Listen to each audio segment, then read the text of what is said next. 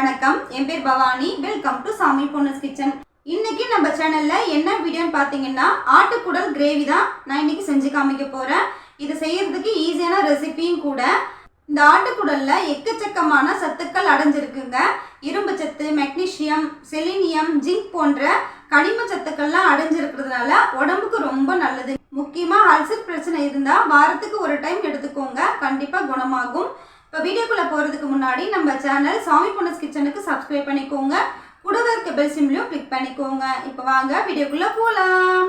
First இந்த கிரேவிக்கு ஒரு ஆட்டுக்குடல் வாங்கி சுத்தமாக க்ளீன் பண்ணி வச்சுருக்கேன். இது ஒரு 1/2 கிலோ இருக்குங்க. இந்த போட்டி பார்த்திங்கன்னா நம்ம எந்த அளவுக்கு க்ளீன் பண்ணுறோமோ அந்த அளவுக்கு நீச்சு ஸ்மெல்லு அடிக்காதுங்க. நீங்கள் பிகினராக இருந்தீங்கன்னா இந்த ஆட்டுக்குடல் எப்படி க்ளீன் பண்ணுறது தெரியலன்னா ஆல்ரெடி நம்ம சேனலில் ஆட்டுக்குடல் க்ளீனிங் பற்றி ஒரு வீடியோ போட்டிருக்கேன். அந்த வீடியோவில் பார்த்தீங்கன்னா சின்ன சின்ன டிப்ஸ்லாம் உங்ககிட்ட ஷேர் பண்ணியிருப்பேன்.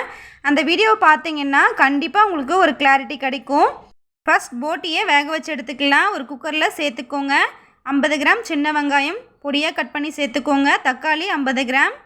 ஸ்பைசஸ் பார்த்தீங்கன்னா 1/4 டீஸ்பூன் சோம்பு, ஒரு பிரிஞ்சி இலை, கொஞ்சமாக கல்பாசி, 2 துண்டு பட்டை, 1 கிராம்புங்க சேர்த்துக்கலாம்.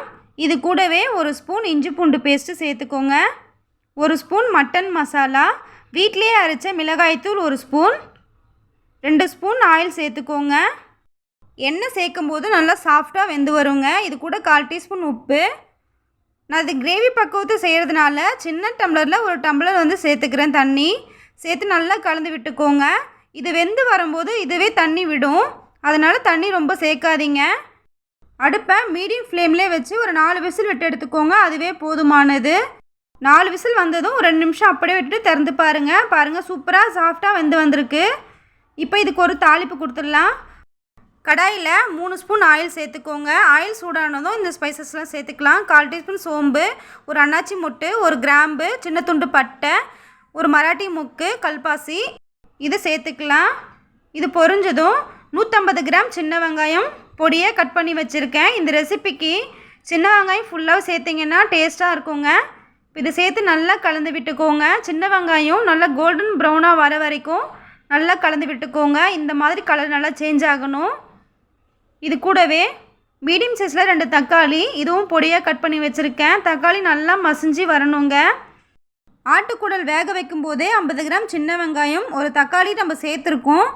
இந்த ரெசிபிக்கு பார்த்தீங்கன்னா 200 கிராம் சின்ன வெங்காயம் சேர்த்துருக்கேன். மீடியம் சைஸில் 3 தக்காளி சேர்த்துக்கோங்க, அதுவே போதுமானது.